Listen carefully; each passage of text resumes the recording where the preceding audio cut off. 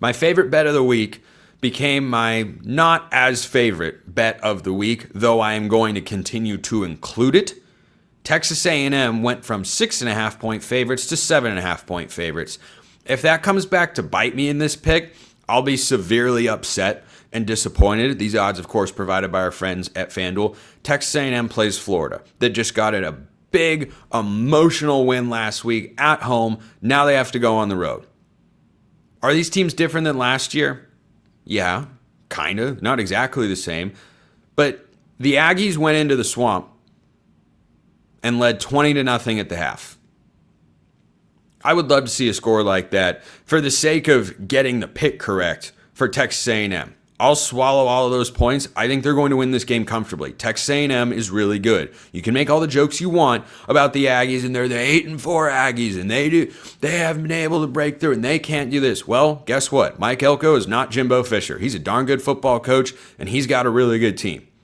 They have got an explosive passing game with Marcel Reed and Casey Concepcion amongst other weapons. When they run the ball well, they are darn near impossible to stop because Reed is such a weapon for offensive coordinator Colin Klein. And I just like Texas A&M way more than Florida. And I think people are going to rush to bet Florida in this game. I really do. Because I think they're going to look and go, oh no, Florida figured it out. Nope.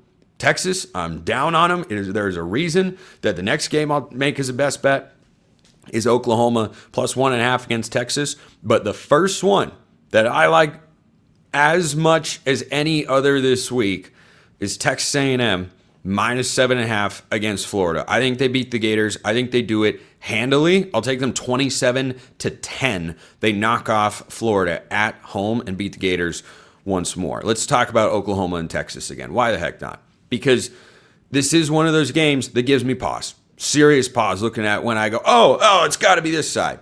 Especially with my track record this year.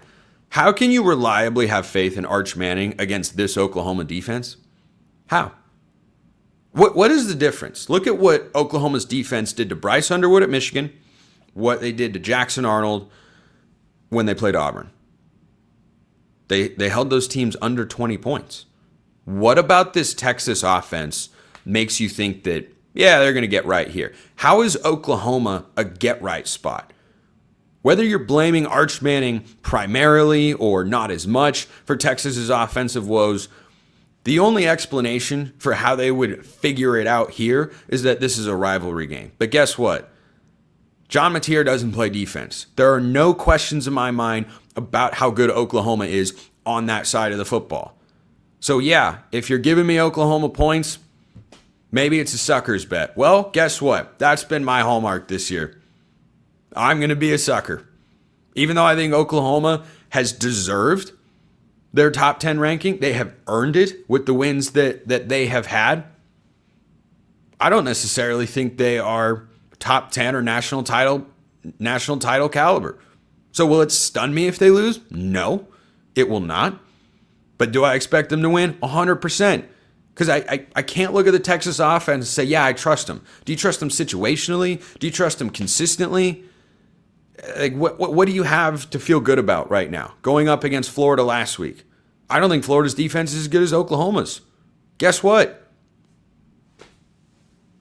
I just don't have the ability to trust Arch Manning. That's what it comes down to. I don't trust the Texas offense right now. This is not a get-right spot. So give me Oklahoma to win. Ugly game. I'll go like 23-10, 13-ish. It's just one of those ugly games. Taking the suckers bet right there. Again, fade these picks if you would like to make money with our friends over at FanDuel. How about the next one? I think Missouri is going to beat Alabama. I think the Crimson Tide's roll is going to be slowed on the road this week. I know they went into Georgia and won. Very impressive. Kalen DeBoer's history against top 10 teams, very good. And Missouri is only a top 10 team in my poll, but we'll just leave that as it is right now. I think this is the moment that Missouri has a breakthrough. I have been impressed with what I have seen so far. Part of the reason we think Alabama's got it rolling is because they look good against Wisconsin and UL Monroe. And yet, a lot of the commentary I hear nationally is, well, Missouri hasn't beaten anybody yet. Well, okay. You're picking Alabama and saying they're great because of two games, one of which they easily could have lost. They didn't go outplay Georgia wildly. Georgia gave them some breaks in that moment. I think if Kirby Smart kicks a field goal, Georgia might wind up winning the game, and you feel very differently about this Alabama team. Last week against Vanderbilt, they didn't quite have enough to keep up. But guess what? Missouri does. I really think Missouri does. And if Amari Hardy breaks a couple of explosives in this game, which I fully anticipate he will, then Missouri getting 3.5 points, yeah.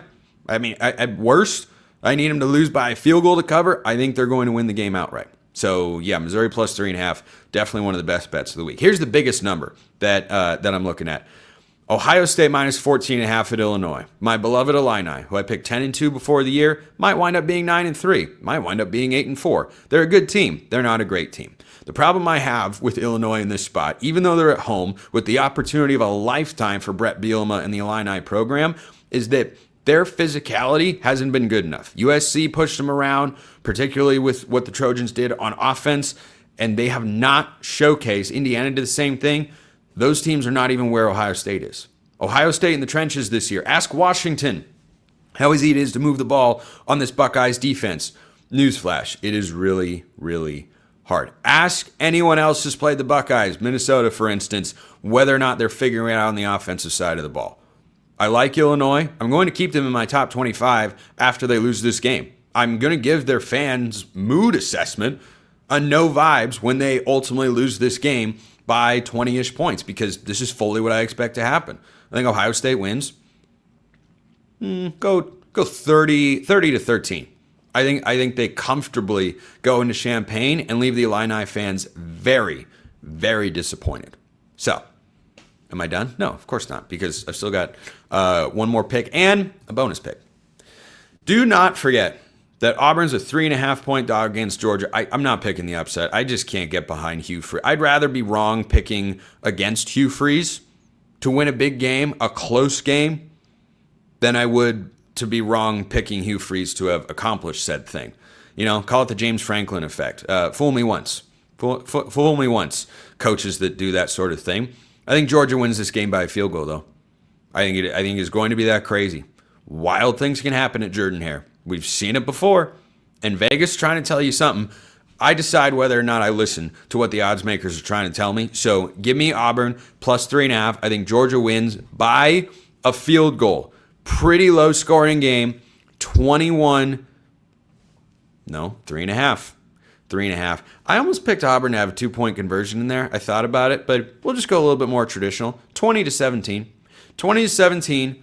Georgia wins, but that 3.5-point hook, I think, comes into play. And if you want a bonus pick this week, I will include it as an official pick. Oregon minus 7.5 at home against Indiana. Oregon's got the talent advantage here. Talked about this game earlier.